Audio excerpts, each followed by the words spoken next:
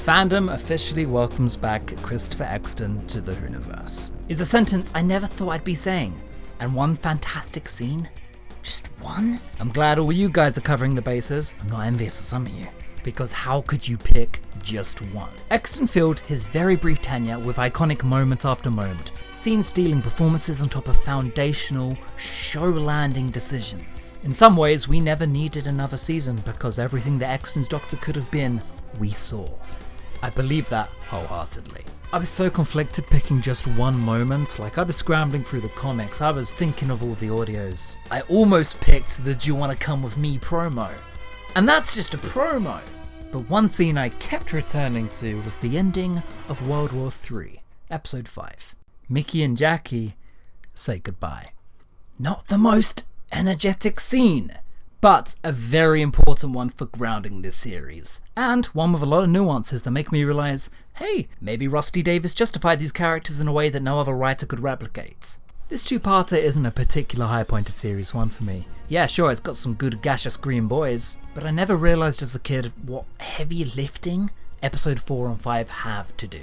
The revival introduced a scene that we now come to assume is obligatory, where the companion returns to Earth for the first time, and at the end of that story, once they've made their peace with their family and their commitments, and they understand they are a unit, they make a committed dive back into it. Usually involving a nice speech or a TARDIS key. But this scene didn't exist in the classic run. It didn't exist, because this link to the domestic was an invention of Russell's. The Powell Estate is by far the greatest invention of Series 1. I'm not kidding. A setting that grounds us immediately, dilating out the sci-fi, whilst also juxtaposing it against the crazy worlds of time and space. It's a setting that provides a narrative purpose. The Davis era questionably even views it as an obstacle. But at some points, the characters do have to come home, and we have to own the Powell Estate. It's not just a place we want to get away from, but a likeable hub. Aliens in London has to deal with the entire drama of Rose's absence. World War III has to make these two secondary characters likeable. And that's quite the task at this early stage in the series. And once the action's dialed down, we get two little exchanges. Rose and her mother, and Nine and Mickey. I just went down a shop. And I was thinking, you know, like the whole world's changed. Aliens and spaceships all in public. And here it is. How can they do that? They saw it. That line right there is the kind of line that recruits a companion. And the Doctor's clearly thinking the same thing, as this is clearly his way of offering an apology/invitation to travel with him. You could look after her. Come with us.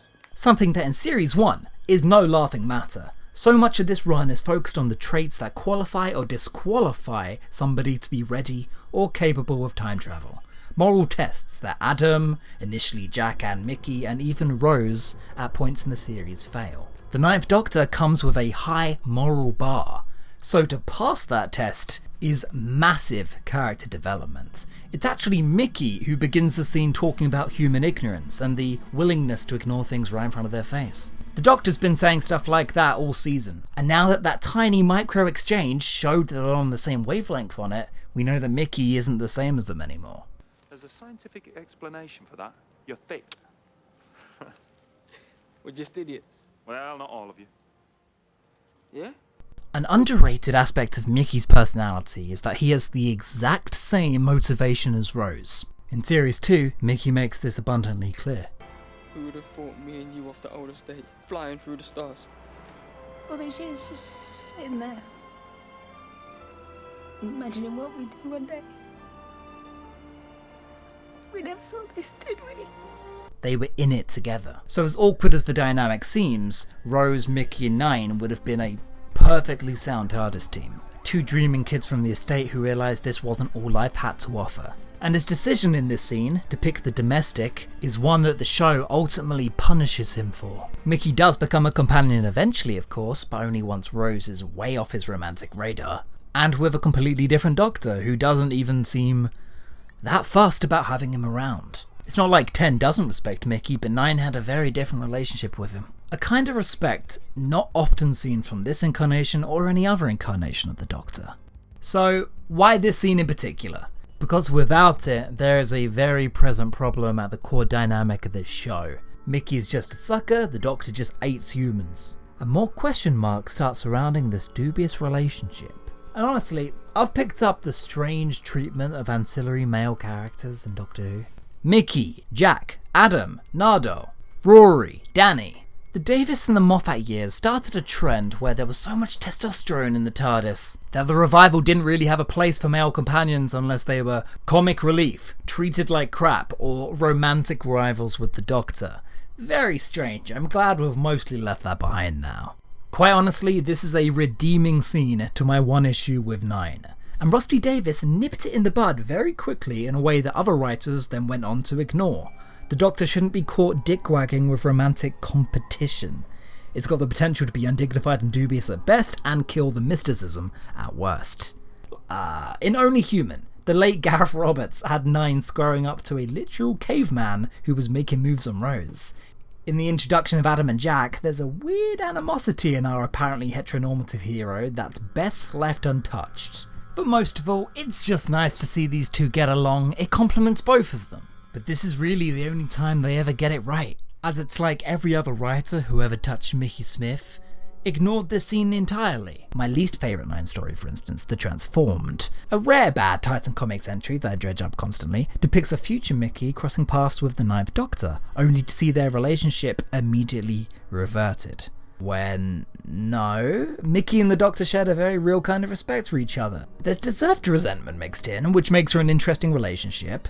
But no, upon rewatch, you're doing these characters a major disservice. And I think I say that to the writers and to the fandom. I mean, to be fair, I think I went too many years thinking it was just a basic cuckold situation.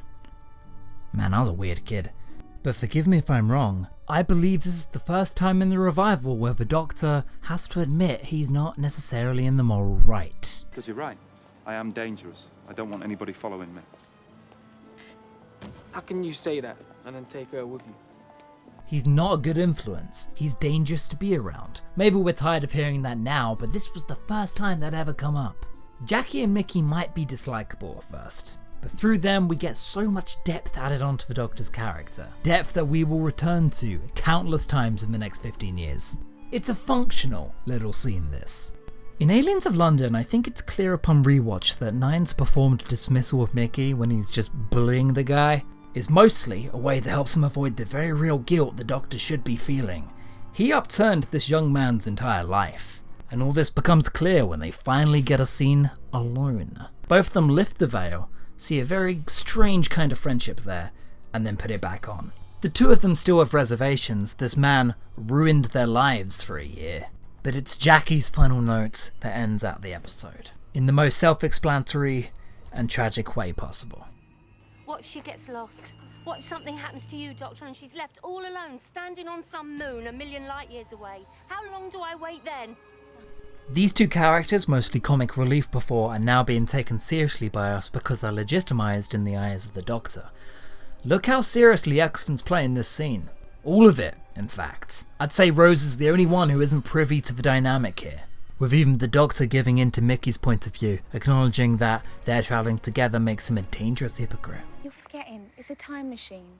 I could go travelling around suns and planets and all the way out to the edge of the universe. And by the time I get back, 10 seconds would have passed. Just 10 seconds. So stop worrying. I'll see you in 10 seconds' time. 10 seconds.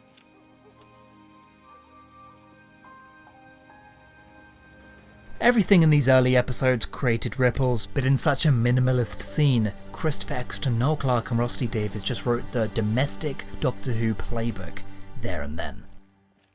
I also like the part in End of the World where he does the funny dance. Yo, it's the end bit. Thanks to Shebogan Who for inviting me to this project. Check out everybody else who contributed in the playlist in the description. And if you're new to this channel by any chance, I've got the whole playlist of retrospectives right there, and Broke Canon, which is a series of... well, I'm not too sure actually. Happy viewing!